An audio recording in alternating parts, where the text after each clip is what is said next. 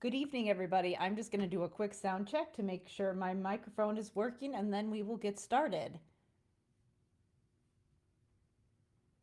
Okay, just bear with me for 1 second.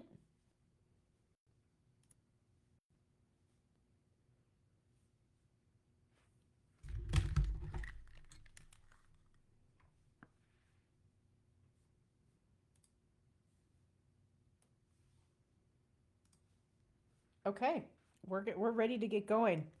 One night I started recording and I talked for 30 minutes and I didn't have my microphone fully plugged in. So I did not want to do that again. So thanks for bearing with me, everybody. So today I had a couple questions. I wanted to talk about some topics that I get questions about a lot. There was one that specifically came in um, earlier today that I wanted to address relating to writing interventions. So I thought there was a good theme that I could cover today to make sure that I get all those questions answered. Hold on 1 second. I'm just checking my video here. Okay. All right, we're ready to go. So tonight I wanted to cover three main topics. So I get a lot of questions about how do I handle writing interventions. So in this program, we talk about a lot of micro level strategies. So strategies that support things like vocabulary and syntax and morphology. And some of those things, again, they're very much at the word and sentence level, which are really important in supporting that high level comprehension. Now, I do show you some things that are a little more macro level, but I don't get as deep into it. I do have another program around narratives that gets into things like story grammar. I know that a lot of people that come into language therapy advanced are already well versed in that, so they need a little bit more of the micro level strategies. But I wanted to emphasize that even though I do really focus on things like vocabulary and syntax, it's because I saw a gap in it, in my own knowledge when I was in the schools, but also it was a common pain point that people were sharing with me from the field. So that's why I specifically focus on micro level strategies, because they are really important in supporting some of those other macro level strategies. It's not that you should stop doing the macro. A lot of times you need to layer in both. So what that often means, if you're the SLP, we have to think about how are we going to make sure that kids get both kinds of strategies? And that can look a number of different ways. So within your therapy sessions, you can use something similar to what I walk through in the Success Path videos. This is in Module 1. There's a video called The Language Therapy Advanced Foundation Success Path. And really, it walks through this concept of having intervention cycles where you're focusing on different things. And so that's how you can, in your therapy sessions, think about working in different things to make sure that you're hitting things from multiple angles. So what you can do within this concept of cycling is you can have a cycle where you are focusing on more macro level strategies. So that's one way you can do it. And again, that is in module 1. That's going to walk through how you can use the strategies in this program and cycle through them. You could add additional cycles and add in some additional strategies in there, but you want to use that concept and have some flexibility with it, because you'll realize that even though I present you with a handful of different strategies in this program, maybe you might have students that need you to spend more time on one than the other, or maybe some you just kind of embed within the context of other things because maybe your students don't need them as much and you need to focus more on other areas. So there is an element of flexibility in this. So I wanted to just throw that out there and just mention that. So what options do you have when it comes to writing, and what are some things that you might want to consider when you're working on those writing strategies? So this particular person who asked a question said that they're working with high school students. They've been doing a lot of things on story grammar, and they want to figure out how they can support their students' writing. So this can be pretty challenging if you are someone who is an SLP and you don't necessarily have students for a 40-minute language arts period every day. How do you support writing? So, one way you can support writing is that if your students need those micro level strategies, if your students have been working on things like story grammar and they're still struggling with writing, maybe you try it at from a different angle. Are your students struggling with the vocabulary and the syntax? Would it make sense for you to go down and work at the sentence level for a little bit and see if that supports the story grammar? Maybe you still work on the story grammar and maybe you still have that worked in your intervention cycles. So you're not taking it away, but maybe you also work something in or maybe shift gears for a little bit. Another thing that you can think about doing is if you have other people on your team, you can think about what are all the things that this student needs and what things can I do with my students? Where can I add value based on my expertise?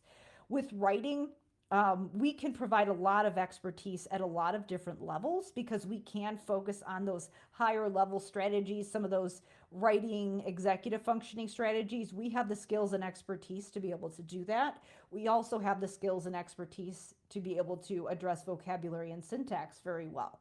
So you may want to think about what are the other things that are in place for the student? What is a way that I can fill in a missing piece? Um, do they have other classes during the day or other people who can work on things like the high level structure of writing? Again, those story elements.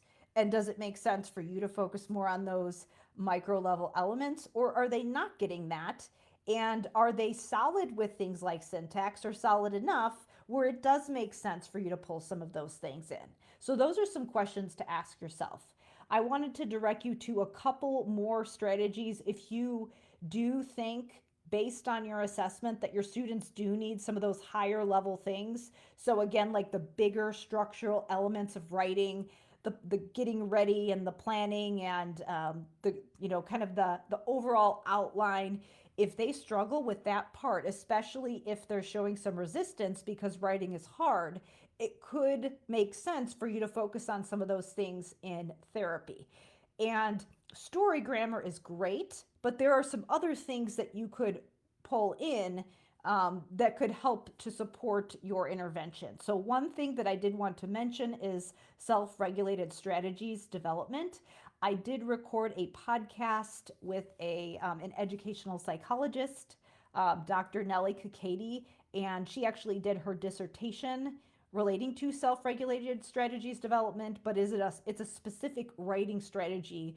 And so what I will do below this video is I'm going to link to my interview with her, and I will also, actually, if you click on the interview link and you go to the blog post where I have that interview embedded, you'll see some other resources for self-regulated strategy development so you can learn more about it. So again, if you are focusing on the story grammar, the more macro level elements in your sessions because you feel like that is more of what your students need, then that could be something to consider.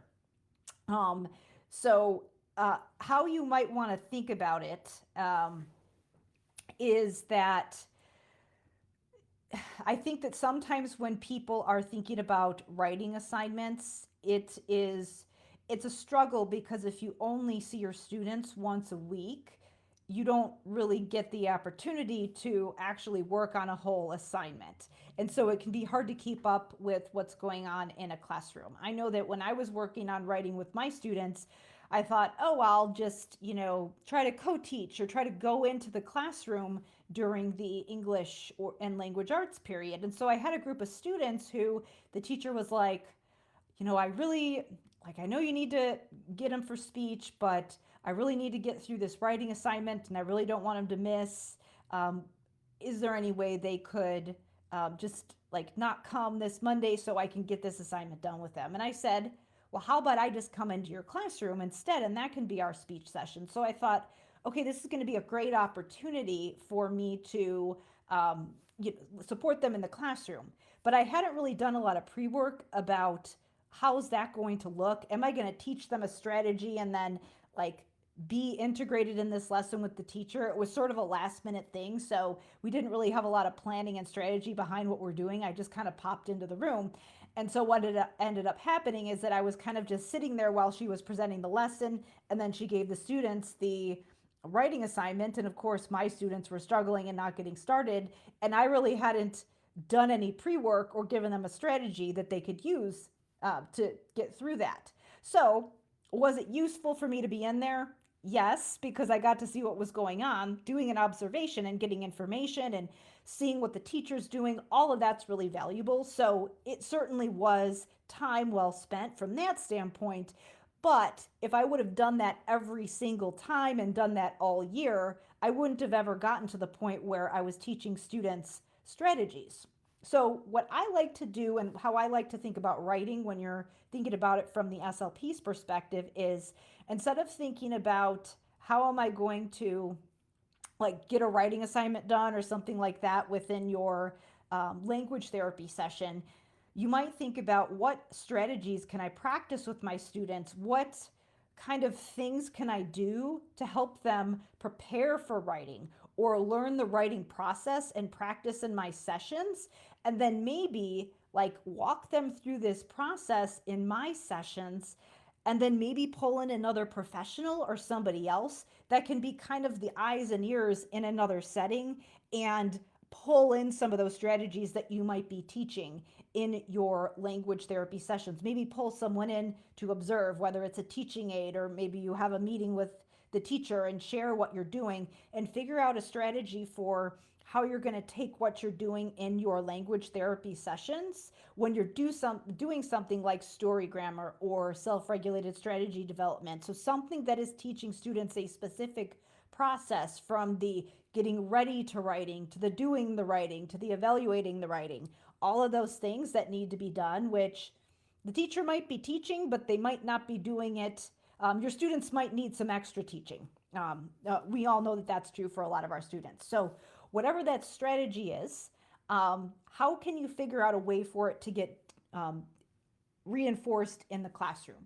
So what I could have done is that if I would have done that in advance and my teacher had a lesson or something where maybe my students and I had a strategy for it. It's like, okay, your teacher's going to go through this, and here's the strategy that we've practiced, and then you're going to do it in your classroom, and you're going to remember all those things that we talked about. So I could have done it that way, and that could have been more useful. And the other thing to remember here is that if you're not able to get into the classroom, can you train somebody else to be that person who is being the one to kind of be the implementer in the classroom if you can't be there? Because again, with writing, it's really difficult because a lot of times we don't necessarily have that opportunity to get through that whole assignment. So what you can do is maybe you do have a real assignment that you're